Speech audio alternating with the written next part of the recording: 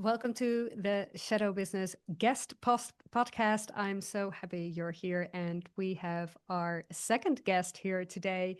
I am so happy she's here. She's a business coach who helps other female coaches and business owners close the gap between the leader they are and the business that they are building, and so they can fill their spaces with the dreamiest clients.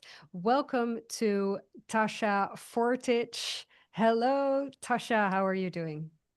Hi, Sarah. Thank you very much for having me. And you're all the way coming in from the Philippines, which is so exciting. Thank you for being here. What time is it now at your place? It's 7 o'clock. Oh, it's One thing I love about this work, especially like being in the online space, like you can basically connect with women from all over the globe. From the Philippines, I'm now connecting to you in the Netherlands. So it's I think amazing. yes, it is. And yes, last week there was the first guest. She was from Muncie, Indiana, in the USA. So we're just everywhere around the world, and I'm so happy you wanted to jump on and speak about, yeah, actually really beating your shadows in your business. And so I wanted to start off because you're a business coach, you're helping women, get into in their power and really leverage that. And could you speak on um, why you want to do this work? So the work that I do is like I focus specifically on helping women, who came from corporate, women over 40, and their transition from corporate to the business space. And it started with something that I was going through, right? Like I left corporate, we were being thrown at the business space, wherein in corporate you live in a very structured, defined environment wherein you had your roles and responsibilities and you climb that corporate ladder, right? And in the business space it's like what roles you're the CMO, the CEO, the COO, the customer service, the person who delivers. It's Hmm. like you have to wear so many hats. And so with the women I work, like I've noticed like there's such a big overwhelm that happens in this transition. It's like there's this analysis paralysis, this want to do everything perfect when sometimes it's just about finding what works for you and doing messy actions along the process, right? Along the way. So that's kind of like the work that I did. And one thing that really made me focus more on, helping women in business and especially setting up their foundations, it was also part of my journey because when I started, people were constantly selling me, fix your messaging, fix your content. And I found out behind that, like it wasn't just about content and messaging, but the brand foundations were very wobbly.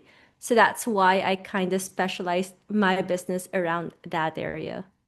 Around the brand foundation. Exactly. Yes. So, and it's interesting what you're saying. I've been through this as well, right? So I was an interim manager before this, and I thought, oh, it's going to be very easy, just become a business coach. Why not? Well, of course, it wasn't easy. So I recognize where it could be very interesting to work with you as well, and especially if you what I also see, and I don't know if you agree with me, is that when people are buying, it's easier for people to buy from me right now. I have, for instance, a trial reels course, and it's easier for people to purchase that instead of, the entire identity and brand and everything. People do it, obviously, but it's a much smaller group who are committed to really work um, on their roots of their business. How do you experience this, or what do you do to make that more easily accessible for people? For the clients to enter my world, do you Mm. mean? So I personally I this was trial and error until I found something that works for my energy. So I'm very big on strategy, but I also love working with what feels aligned. I'm 4/6 generator, which means that I sell through relationships and connections. Mm. So for me, it's always like I have a chat with them in the DMs.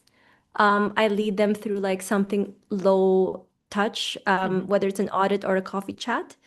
And if it feels aligned, then that's where I invite people to my world. Yep. But I've done master classes, I've done cold DMs. it just didn't feel aligned with me. And that's something I think that's so important, especially in, the online business, is finding something that fits your energy, your personality, and how you want to run your business, right?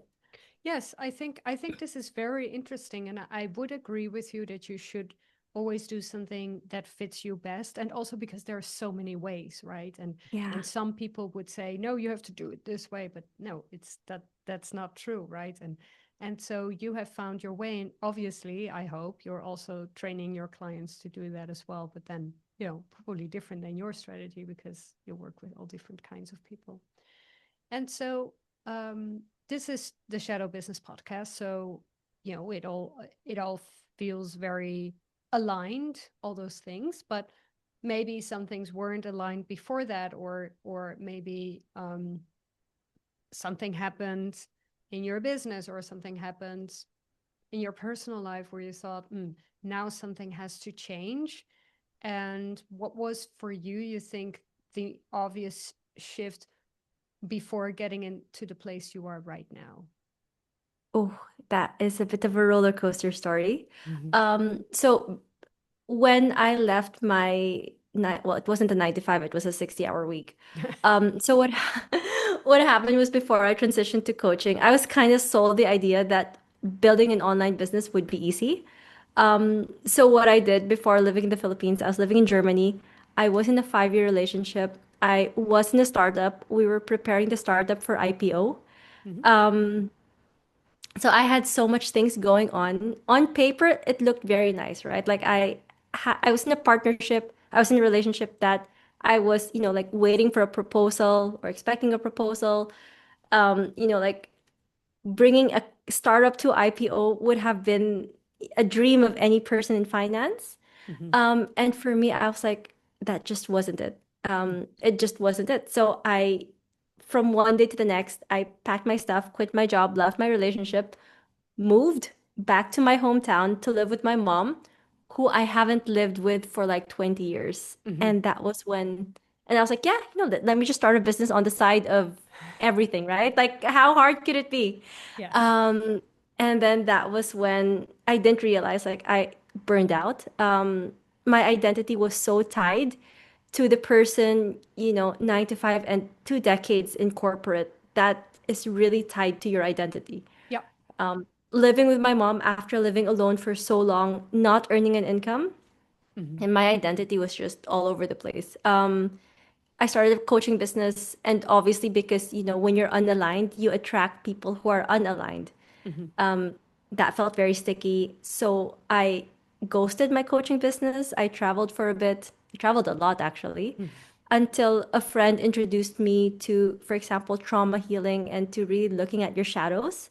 Hmm. It was another messy 6 months. Like, I'm Yep. sure shadow healing, it's not sexy. Like, Yep. you're faced with things, you're like, oh my God, what Yep. is wrong with me? Yeah, it's horrible actually, the process. Yes, but It's in the end it's much better. But yeah, ex yeah, trigger warning. yeah, yeah. And then around November, I moved to a new city. I have my own flat. My business is up and running. It's stable. I have my niche. I have so much clarity. I'm working with women who I really enjoy. Mm. And yeah, that's kind of like my story. Yes. So you it started with a decision, right? And quitting actually quite a lot of things at the same time, moving back home, which can be so triggering for both you and your parents, right? It's just not, it's just, you can do it obviously, but it can bring up a lot of stuff. Yeah. And then also starting your business, I mean, of course, it's not very strange.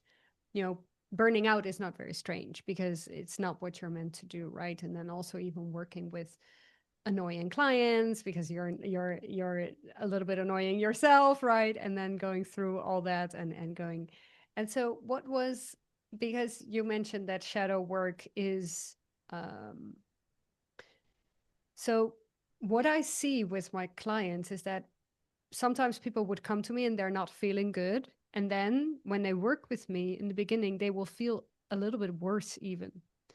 and then it will go better, depending on how much effort they put in, obviously. But you realizing and seeing your shadows, could you take us through maybe one example of a shadow that you saw and that you were thinking, oh no, this I'm gonna quit, or I don't want to do this anymore, or something that you can kind of reassure people that, yeah, at the end of the day it's going to be better, but something that really made you doubt the shadow work in the first place. Good question. I mean, if I had to do it again, disclaimer, I would, because what comes out of it is just like Me I'm a too. completely different human being because of this work. Um, but one thing I really saw, especially with me and what was coming up, was not even people pleasing, but I was still playing the role of a daughter, Yeah. right? Like a daughter to a parent. And this is something I think that comes up subconsciously a lot, especially as the eldest daughter, Hmm. because, we were raised to, like, I have a younger brother, and my mom's attention was always given to my younger brother. So Hmm. I was raised to people please, to constantly work hard, to Yeah. overachieve just to gain attention. Just to get a So that small was drop of attention. exactly. And in corporate, that works, right? Yep. Overachieving, working hard, Yep. getting attention, it works. Definitely. Yep. In the business, it doesn't, right? Like you don't want to people please. Like you're there to have a stand. If you want to create content, you want to create content that repels Mm. and attracts, right? Or else you're just gonna stay plain vanilla. Yeah. If you want to ask for a sale, you're gonna have to be willing to feel uncomfortable. Hmm. And that went against every people pleasing thing that I learned, being a daughter, Yeah. right? And also something interesting that I also learned, which took a lot of like uncovering of layers, was that if you are in this identity of, okay, fine, I'm the daughter, and in my case, because I was living with my mom, right? Like I'm the daughter, she's the mom. Parents earn, children don't. And Yeah. it seeped into a lot of my money wounds. Like Definitely. children don't earn money. Yeah. So, I wasn't, there's just a lot of money wounds that I had to uncover, which also affected my revenue directly. Hmm. Yes. You're saying so many interesting things, and especially around the the money wound and the connection also between your mother and money and life, actually. So your mother gave you life, whether you like it or not. It's just what it is, right? And so it's not just, yes, it's also very much about, as a child or a parent earns, or at least is above you in systemic work, right? And as they should be always, you should never reverse the roles, even though it happens a lot, but perfect worlds don't. And and actually you were probably fighting that your roles were reversed, because you were the one who was going to bring in the money, and you were actually kind of outgrowing her, so to say. And then your system, your systemic constellation said, no, no, that's not going to happen. And that's Yeah. probably also why it was so difficult. But also, the way we look at our mother influences the way that we look at our life. And a life is money, because without money you can't live. So all those things are connected, actually. I will also put down, for everybody who's listening, and maybe you also like to do it, Tasha, but hypnosis on saying yes to your mother, saying yes to life, because this is a very important part. And maybe Tasha doesn't have to do it anymore, but maybe it's just fun, and see how far you've come. And so, Tasha, if you're if you, so the biggest insight, of course, yes. And then, and so what was the biggest shadow was for you, the mother wound, or the money wound, as you call it. And what did you actually do to kind of dissolve the shadow, or put light to the shadow, wherever you want to call it? Um, Good question. So I was in a program, and we did a lot of like these shadow work healings wherein we really had to peel down layers. of like, and really understand, what happened in my past, why was I conditioned that way. And it wasn't about rejecting it. It was actually about accepting, okay, fine, you know what? Actually, even not even accepting, it was desensitizing your body to it, Mm-hmm. right? Because there's one thing to accept it, but then your body still senses the triggers. Yep. And it's another thing to actually like just desensitize your body so that when the triggers come, Yep. you're like, okay, fine, it no longer affects me. Mm. So we did a lot of work through that. And in the end, it was just basically building an entire identity, a new identity Yep. that was not there anymore, right? Because the old one, it was either that old version comes with me right now, which meant unaligned clients, probably inconsistent MRR, or she stays behind, a conscious choice. And you get to move and mold with a new identity based on whatever that has happened, because it is a part of you, but you just get to choose, okay, fine, it's a part of you, you accept it, and then you move on. Yep. And did you actually get to leverage your shadows? So when you're looking at those shadows, and did you did you actually expand them and say, okay, let's go out and play? um I haven't. So as of the moment, my shadows are parked, because right now my mom and I, we have like such a good relationship. Uh-huh. This was also one of like Yes. the I never would have expected it, to be honest, like especially with coming from a childhood wherein I had to just do everything to please my mom, Yep. and now we're just like in such a happy relationship. Yep. I had that too. But It's with because you did that work, and then all of a sudden it's really like star constellations. Your mother will uh, take a different position, and everything is and it's actually aligned. I thought that was one of the weirdest things. I did not really want that, or or expect that of shadow work, but it was a very nice result. Yeah, so you've done it right. Yeah. And Sarah, this is something I also wanted to ask, because like Mm. I think I I'm not like, your mother is supposed to be placed in like a certain part of like behind your shoulder or something. Yeah, Yeah. could be. Yes, yes. Yeah. Yeah. So with my mom, anyways, that was the work that we did with the shadow, and I'm just Yeah. so happy. As of the moment, I think the work goes like, okay, you're down, you Mm-hmm. go up, it Mm-hmm. goes down again, and Mm-hmm. then when your body starts feeling okay, fine, like I need more growth, then the work needs to be done. I always look at it as waves. Yeah. For example, like it's never continuous. It's like you reach a new identity, Yeah. and then your body just feels, okay, fine, another identity needs to be unlocked, and then that's where you start the whole work again. Yeah. And what did you want to ask if about that, the mother standing behind you, or Yeah. what was the question there? I'm this one, I'm not so familiar, but I think Mm. like the a mother's placement should be behind you, like I'm not sure if it's left or right shoulder. Mm-hmm.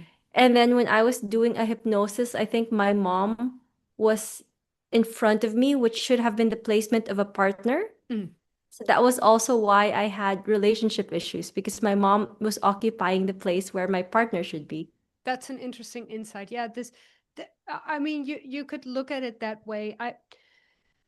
Yes, there is a perfect way, or a perfect position where your parents are, or where your partner should be, or all these things. But um, I, th- when I do this kind of work, so really with that kind of constellations in your family, I like to look at what is the current situation, right? And actually, yes, having your parents behind you. So on the right side, is your father, and then your grandfather behind that, your great grand. Oh, sorry, those his parents, your father's parents behind him. And then it's kind of, that's one of the visualizations, and then the same with your mother on the left side. But if it's for you, your mother is going to be on the right side. I'm not sure, but you were, I think, raised only by your mother. It can very well be that she took the role of a father. Mm. So it could be that she's on the right side of you because there was not really a father figure. With a relationship, yes, you can have someone across from you, but it could also be someone on your side. And is it going to be the right side or the left side? And it all kind of depends on what role you need or think you need. But I think you can also change. I don't think those placements are as important as identity is.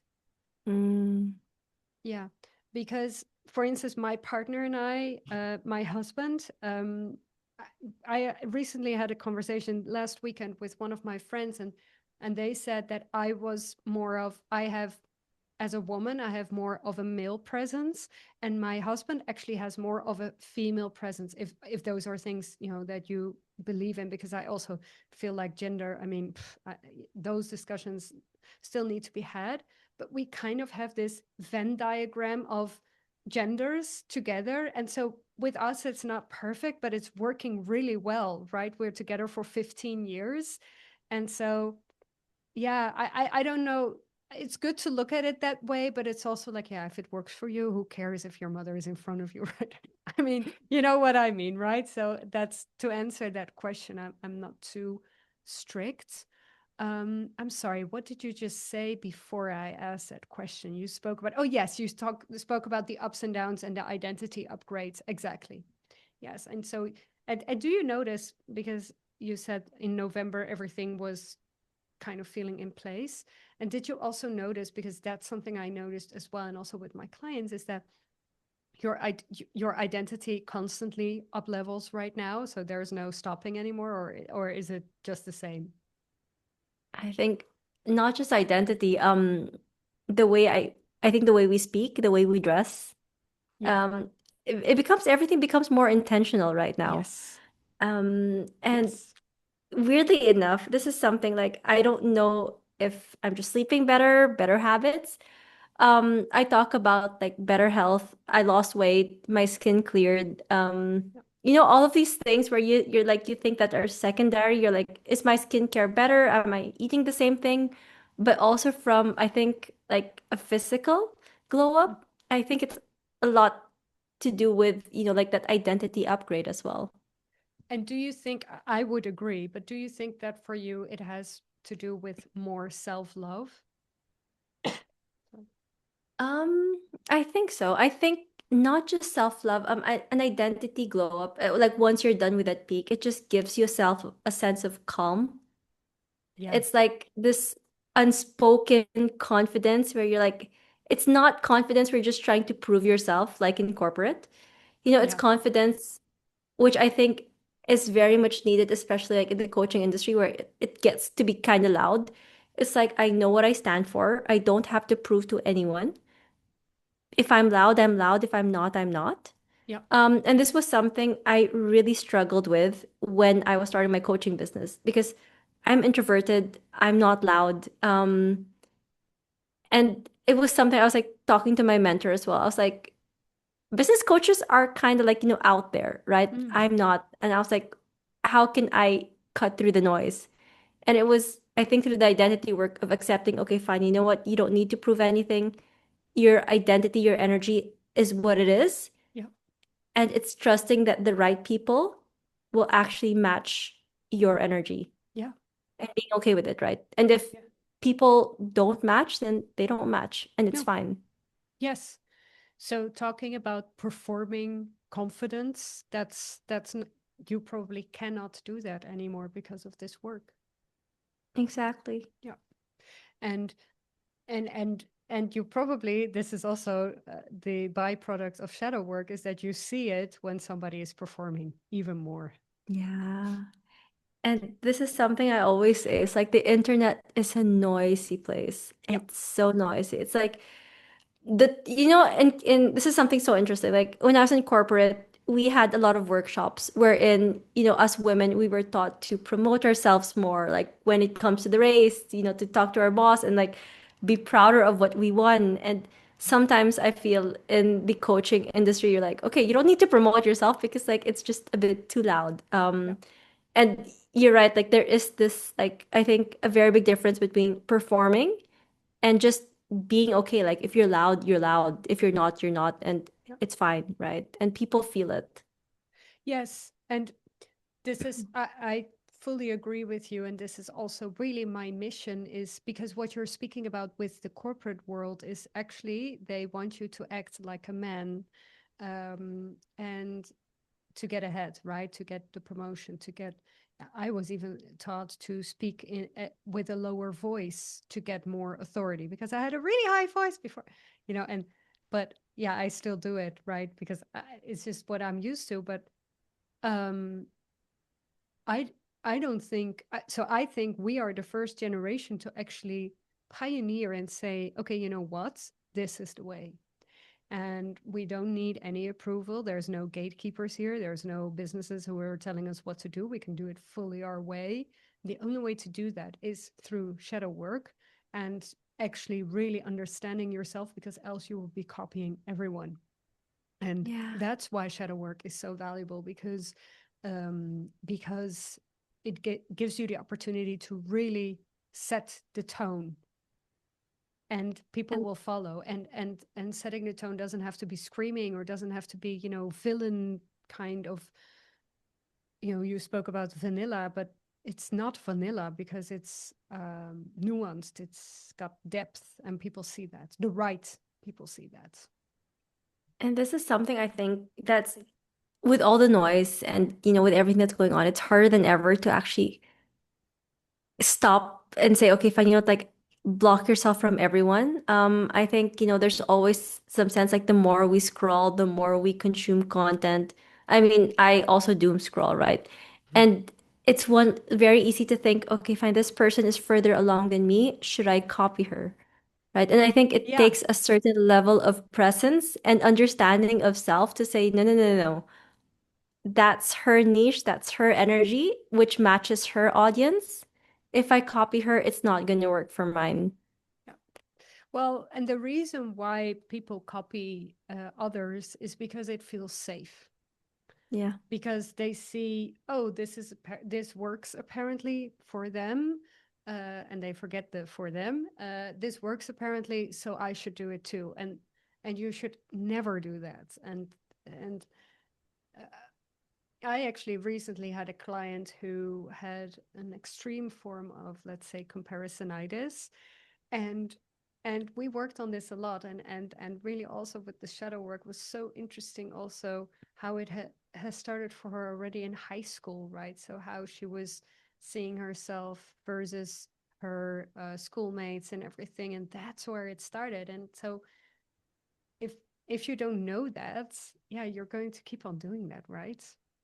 Yeah. It's Yeah. because it's this is something I find so interesting, especially, like seeing the transition, like corporate, you had such defined, Yeah. rules. And in the business side, especially online, it's like anything goes. If you Yeah. want to go down the rabbit hole, there's no one, Yeah. unless you're working, for example, with someone who's telling you, okay, fine, stop it, Yeah. right? Like you can go down the rabbit hole and no one's gonna know. No. It's just like such like you have so much one, it's amazing you have so much playroom to, work your way around.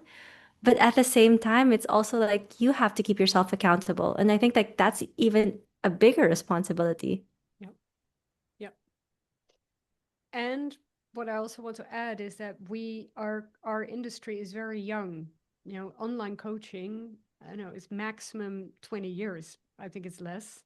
So we are also defining the industry and what it looks like and what the limits are, and yeah. I mean, we have that power right now, right? And seeing, okay, how far can we go? And I see people really experiment with that, and I think, yeah, perfect, great, right? It's good for innovation for the sector, and seeing how it's evolving. But you're right there, and especially when you don't have colleagues, and when you're in a young industry, and when it's kind of invisible what you do to many people, because you're just doing it all online. It's not like you have a shop where people come in, or don't come in. Nobody knows how many clients you have. Nobody knows how much revenue you really have.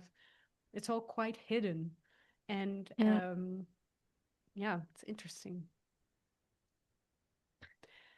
Tasha, is there something that you wanted to add to this conversation, something that I didn't ask, but that you wanted to bring up?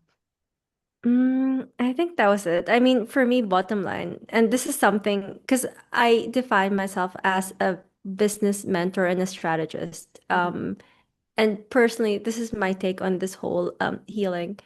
I think as business mentors and as mindset, and as when we work on mindset, like we're not trained to go into that level of depth Yeah. that you are trained to, right?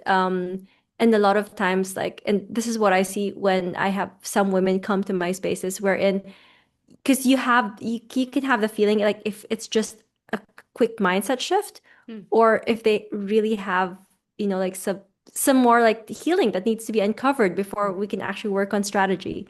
Mm. And this is why I think like your work's so much important. Like it's really important to really help women, because like if your nervous system reacts in everything, Yeah. we can feed you all the strategy you want. We can map out a roadmap. But if your body is just rejecting everything, then you can Yeah. have the perfect strategy and it's not going to get you anywhere. Yeah. Yeah. And it's interesting because I went from a regular business coach, so to say, to a shadow business coach. And so some of my clients who did not want to do that work, because before they worked with me, they didn't have to do that, so to say. Well, they did, but because I was already doing it, right? Um, but it's like, yeah, okay, then I can't help you. That's it, right? And also making that decision and just saying, yeah, okay, then that's going to end here. And because it's also, the free choice, the same as you cannot force people to go into therapy. You just can't, and you also shouldn't want to do that. Yeah. And it was also interesting what you said in our conversation about coaches being helpers, right? Because that's actually our job anyway, right? To help people, but it shouldn't be from this idea of saving people, because that's not your job. Yeah.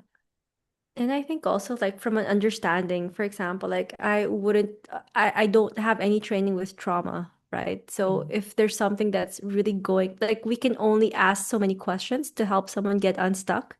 Yeah, But if there's something deeper that yeah, needs to be uncovered, and this is something I think, us coaches, especially when we don't have that kind of certification, at least to be a bit accountable and responsible as well to say, okay, fine, you know what, like we can help you only this far, yeah. much more than that, especially when it comes to the subconscious, like, you know, maybe it should be left to the professionals who can actually help you.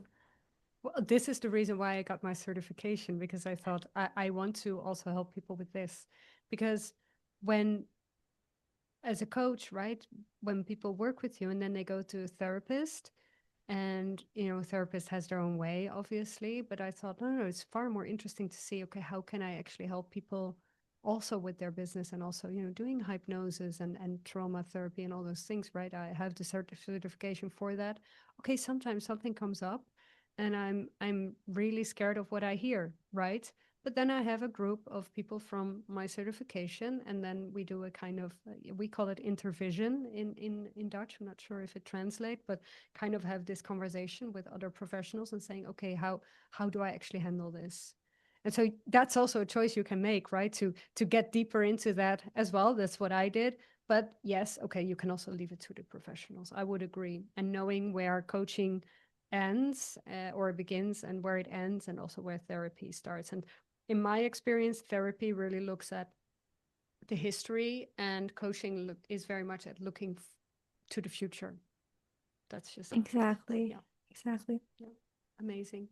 Thank you, Tasha, for being here. I so enjoyed our conversation together, and thank you so much for being so open about your wounds, about your journey, on the biggest shadows that you faced, on and on how everything got out, to play, how everything worked out well for you, and how everything in your life, not just your business, really has benefited from the shadow work. So, thank you so much for being here. And thank you so much for having me, Sarah. Have a great day. Bye. You too. Thank you for listening to the Shadow Business Guest Podcast. I really loved this conversation with Tasha. You can subscribe to the podcast and give it a really high review, preferably 5 stars, of course. And I hope to see you next week with our next guest or with our regular episodes. Bye.